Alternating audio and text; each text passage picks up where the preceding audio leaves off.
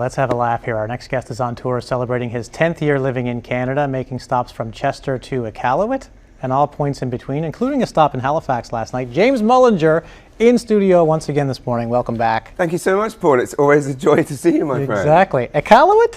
Yes, indeed. A few weeks ago, I was in the great Canadian North in Iqaluit. What an experience. I don't think many Canadians actually get the opportunity to go there, and it kind of felt like an amazing thing to do as a new Canadian to get to go up there, perform, meet people, and experience a whole different side of Canada. Wow. And yeah, the most lovely, appreciative audiences that you can imagine. That's awesome. Real experience. Good for you. I could just spend a whole 5 minutes asking about just that, but I want to talk about last night. You were in Halifax. Some viewers were probably at that show. Yes, thank you. I believe my boss was at that show. Oh, no way. How'd it go? It went delightfully well. I started the tour in January at the Neptune Theatre, and it sold out. It was my first time playing a big theatre in Halifax. I was due to do one, as you know, in 2020, and then the world ended. Of course. And so it was my first time playing a big theatre, and it was nerve-wracking in January because, you know, like most people, I've got the utmost respect and admiration for the Neptune. Some of my greatest, probably, performing arts experiences as a viewer have been in there. Rocky Horror Show a couple of years ago, which was just the most incredible, and Alistair, who played Frankenfurter, was the best Frankenfurter ever. Yeah. And Fall on Your Knees, of course, I think is one of the greatest ever Canadian pieces of literature, and the play was one of the greatest Canadian plays. So to be on that stage felt incredibly nerve-wracking, but it went very well in January and sold out very quickly. So I thought, well, I started the tour there, let's end the tour there as well. And even though there's a few more dates, it feels like we're nearing the end, and I just had so much fun, and Halifax audiences are the best. So listen, the best way to be funny is to be relevant and, you know, name drop or places, you know, make fun of Halifax in some way. Yeah. You got anything in there about Halifax that you dropped last night that I you can did. share with us?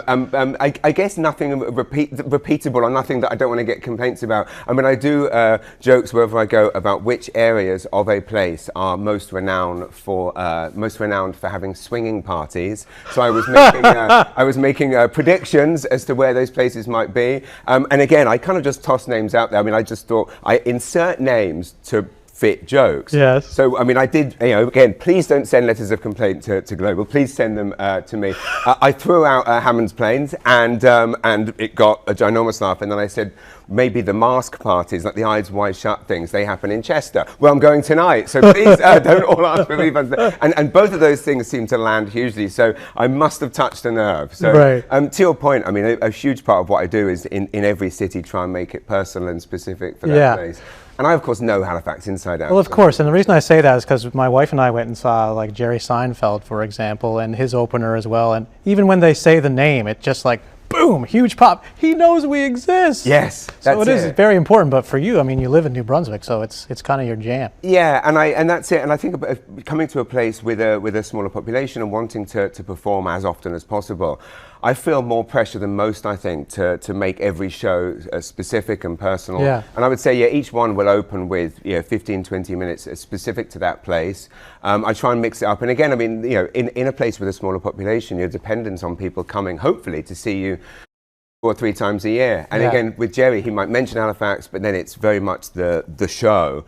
Right. Bill Burr at the Great Outdoors Festival opened with 25 minutes of roasting Halifax, which is very impressive since he had only been in the city for all of kind of 2 hours. Yeah, I heard. I wasn't at that one, but I heard some good. He had some good stuff. Yeah, and so I think that's really important to make it special. Also, crucially, I mean, no one loves the small towns and cities of Atlantic Canada more than me, and I've made it my life's mission and work to know everything about them, and so a lot of it is born out of research, and whenever possible I will arrive early. In the case of Iqaluit, I arrived 4 days early to travel around, meet people. And it meant that, you know, I spent a lot of time with a lovely gentleman by the name of Louis, who worked at the tourist welcome office in Iqaluit, and he gave me the treasure trove of material. Treasure trove. Nice. So I come out and I'm mentioning people and renowned kind of, you know, karaoke drunks in the town, and of course people are exploding, and I love that look in the audience when they're all going, how does he know this?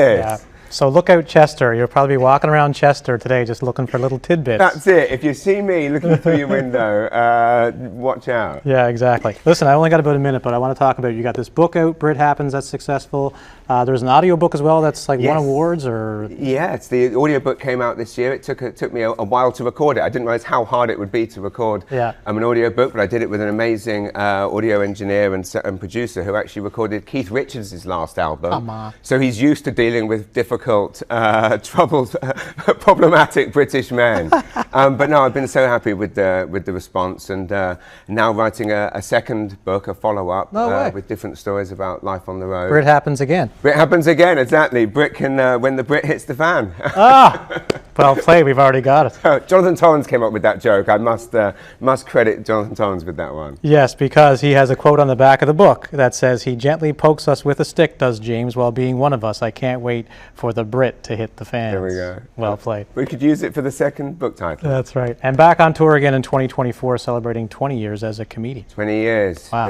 Been a long 20 years. It's aged me greatly, but hopefully, the Greatest Hits tour will dust off all the old jokes, and I'll be back in Halifax next year with this 2-hour show of basically, in theory, the best. I mean, it's ironically called Greatest Hits. I know it's ludicrous calling it that. They're not Greatest Hits. They're just stupid jokes by a silly British comedian. Oh, you've carved out a great career for yourself, man. Congratulations. Hello to the family back in Rothsay. Thank you very much, Paul. In Rothsay, New Brunswick. Likewise, and have a great Halloween with the kids. Yes, that's right. James Mullinger right here. See him tonight at Chester Playhouse, back in New Brunswick for a bunch of charity events this week and next. And Brit Happens on Global News Morning.